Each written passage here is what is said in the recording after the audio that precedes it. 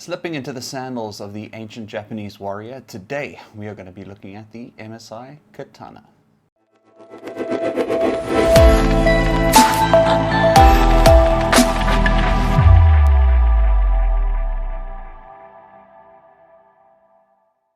How's it guys? Welcome back to the channel. Hope you have been keeping well. Now, if you have been part of this channel or community for the last couple of months, 4 months to be exact, you would have seen a few reviews on the MSI Stealth, the MSI Pulse, as well as a written review on my website on the Raider. Now, MSI has thrown a little bit of a curveball because today we have got the GF76 Katana. Now, why do I say that it's a curveball? Well, you're going to have to wait till the end to find out. So we'll find this out through looking at the design, the specifications, the performance, and all the little nuances that make this laptop this laptop. But as is always, let's look at this unit a little bit closer.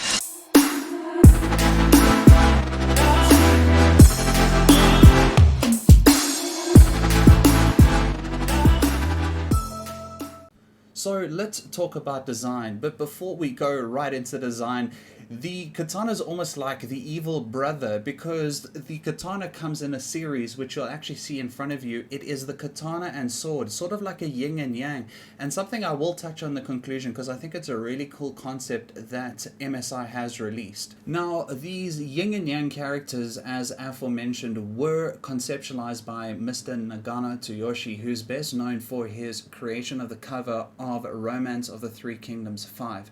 Now, he creates fictional game characters, and this team up with MSI has been seen on the artwork as well as the wallpaper that you'll be introduced to as soon as you log in to either the Katana or the sword. So this laptop has got an atypical design. It is a good design, but there's no wow factor to it, at least for me. It's got nice thin bezels, it's got a sleek looking chassis, it is very thin. I'll go through the dimensions just now, but what I really would have liked to have seen is this concept art that has come out from Mr. Nagano Tsuyoshi as well as MSI have been translated onto the chassis to see maybe some of that artwork flowing through, or the hilt of the sword, to be able to show that this is the sword and this is the katana, and to create that differentiating factor on these laptops. Now, the dimensions of this laptop are 39.8 centimeters by 27.3 centimeters by 2.5 centimeters. Now, this 2.5 centimeter in thickness does raise alarm bells, or should raise alarm bells, because that is actually very thin and quite nice and thin to be honest. But is that going to bring an issue with heating? And we'll check that in the performance. Further to the dimensions, this laptop comes in at a nice lightweight of just 2.6 kilograms, and that is with the battery included. So that is nice and lightweight. So the materials that make up this laptop, it's a fully plastic compound, so no metal on the lid or the chassis or the body, no magnesium alloys. It's fully made out of plastic, but the keyboard on it is a nice full-size keyboard, and the placement of the keyboard is perfect and nice and central in the laptop. So you do have the ability to put both palms down without affecting the mouse or the tracker pad, and able to have a nice typing experience. So the design on where the keyboard was actually placed was extremely well thought out. Also on the design, we can talk about the input outputs that you get on the sword as well as the Katana. Now, the input outputs that you get are one USB Type-C, that is 3.2 Gen 1. Then you get two Type-A's that are 3.2 Gen 1. You get one Type-A that is USB 2.0. You get one RJ45, as well as you get one HDMI input that is capable of supporting 4K at 60 Hz. Now, lastly, the heat solution, or cooling solution rather, is a 6-pipe 2-fan design, which in conjunction with the 2.5 centimeters, we do need to see in performance how this did stack up, but it is an atypical and pretty standard design, but it does come with a turbofan feature, which is more of features. So that's it for design. Let's move on. Features! Sorry, I had to do that last time someone commented on it. So when it comes to features, there's no special feature that is specifically to this laptop. However, it does have MSI Center, which is now taken over from Dragon Center and is where you would control RGB. It doesn't have RGB. Yes, I will get to that in my conclusion, but it does have a turbofan, as we've seen in quite a few of the MSI laptops, and because it is an Intel, we have the Intel Graphics Command Center with the ability to record as well as stream as well. So the CPU on this is nice and beefy-ish. It is the Intel 11800H, which is a huge upgrade from the 10750H from Intel's 10th generation. So this packs 8 cores and 16 threads with a 24 megabyte smart cache. I did 2 tests in order to check it on Cinebench. Now, on single core performance, it did very well and almost kept up with desktop level CPUs, but on multi-core, I didn't quite get the results that I did see off of other people's tests, but it did okay in multi-core, but in single core, it really performed. The chipset that this works off of is the Intel HM570 chipset, which is different from the H570, which is obviously desktop level, but the HM570 does not support PCIe 4. It's not a train smash considering the graphics card as well as the SSD. Now RAM, and a part where I always get slightly disappointed, but it is 3200 megahertz rated RAM, which is the requirement of the Intel 1100H, but it is dual channel 8 gigabytes, so 16 gigabytes in total of 3200, but it is CL22, but the dual channel as well as the 3200 will ensure that your experience is still great. The panel is a 17.3 inch 144 Hz IPS level display. Now, the brightness is not going to burn your eyes out, so the nits aren't that high, but it does provide nice clarity and you will be able to read nicely at night and you're not going to have any problems being able to see what's on the screen. So even though not too bright, still a really good panel. Moving on to graphics. Now there are 2 graphics components. The first is the integrated onto the 11800H, which is Intel UHD graphics, not Iris Xe, unfortunately. However, there is a dedicated, which is the GeForce RTX 3060 with 6 gigabytes of GDDR6. On other versions of this laptop, however, you can find versions that have a 3050 Ti's as well as a 3050s. Storage. So this has a 512 gigabyte NVMe, that is a Kingston NVMe, and now this is PCIe 3 because of the HM570 chipset, but as you can see in front of you, it almost hit 2000 on read and 1000 on write. Now the last few things. First of all, the webcam, as always, a 720p at 0.9 megapixels. I would like to see a 1080 with a higher megapixel rating. Maybe one day someone will fulfill my dream on this, but moving on from that, it does have Wi-Fi 6, so it is AX on the 802.11, and also further to that, it is Bluetooth 5.2. The microphone, again, surprisingly good. I wasn't expecting it to be so good, but the playback was pretty good. And that concludes us for everything that is specs. Now, moving on to performance, rubber hitting road. Now, I tested this using 3 different variants. Obviously, we did Cinebench and checked all the other components' performance when we went over the tech specs, but I used a 3D Mark as well as 3D Mark CPU to check how it performed there, as well as PC Mark, which is a really stretching program and pushes a computer to its absolute limits.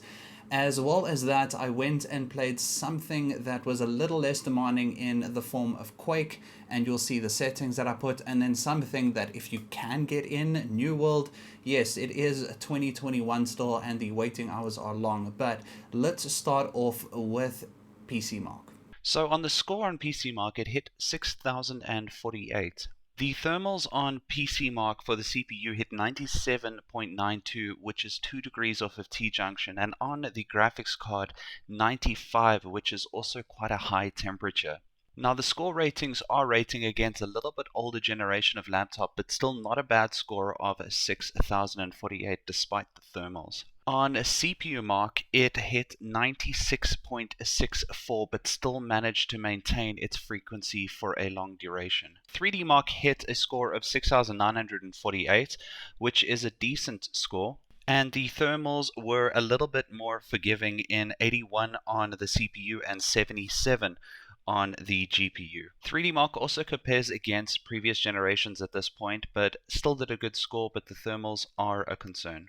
Now moving on to gameplay experience, and we are going to look at Quake and how it performed in Quake. So I put everything on Quake to low except the resolution scale to 100, otherwise gameplay is hard, and this was to test the responsiveness of the 144Hz IPS panel, which was great. You can see hitting anything from 150 to about 175 frames during gameplay. The thermals were 89 and 76.1 on CPU and GPU respectively, so still a little bit high, but okay. Now lastly, let's see how it performed in the graphic card bricking game New World. So you may want to pause here, but I got the recommended and minimum specs of New World just to make sure that I was actually happy setting the settings at high. So it does go from high to very high as well as custom settings. Now on these settings, it did pretty well. I didn't feel any adverse effects, any bottlenecking, and you can see hitting a okay 71 frames per second in the game. But despite being smooth, there was something else going on in the background. Now, full disclosure, turbofan was on, but the CPU still hit 98 degrees and the graphics card 86.9. So you can enjoy this little glitch while I summarize. Now, even though the computer was overspec'd compared to what the game requires, it was still hitting quite high temperatures, which is indicative of the thermals not being able to handle the output of heat, and this is with turbofan on. Further to this, the ambient temperature in my room at the time was 19 degrees Celsius, so summer is going to be a concern. So if you are set on the spec, I would rather look at the GL76 Pulse, which has the same specifications. Okay guys, conclusion time, and I'm going to conclude with a really odd way. I'm going to give you the price first. Now, I really struggled to find the price in US, but it was about $1,500, but that was with Windows Pro, so maybe you can find a version that is cheaper with Windows Home. In South Africa, 28,999, 28,499, around there. Now, I honestly don't have a price problem. I think that it is well priced, but where the laptop did let me down is I think that MSI had a great concept, but the execution wasn't there. Now, before the cat start, hear me out. The concept is that you get the sword and then you get the katana. Now, no one is going to go and buy both to have these collector's edition type of laptops. So what I would have liked to have seen is the concepts by Nagano brought out in something like this, or something like this, or this, whereby his ideas were brought to life in the laptop. But also further than that, I don't think that this should be aimed around gaming at all. I think this concept should have something with regards to an NVIDIA Studio type of graphics card, where this is such a perfect little laptop or concept for traveling with regards to content creation, where you could have the best of all worlds. The heating was an issue, perhaps with a thin chassis, the 2.5 centimeters on the chassis. Overall, yes, it did overheat and there was a lot of throttling with regards to gameplay, but you're going to find that with a lot of laptops. Just really feel that MSI have got something that they can latch onto now and really create something really strong going from here with the concept that they did create. Guys, I really hope that you enjoyed the review. Look forward to seeing you on the next one, and cheers, goodbye.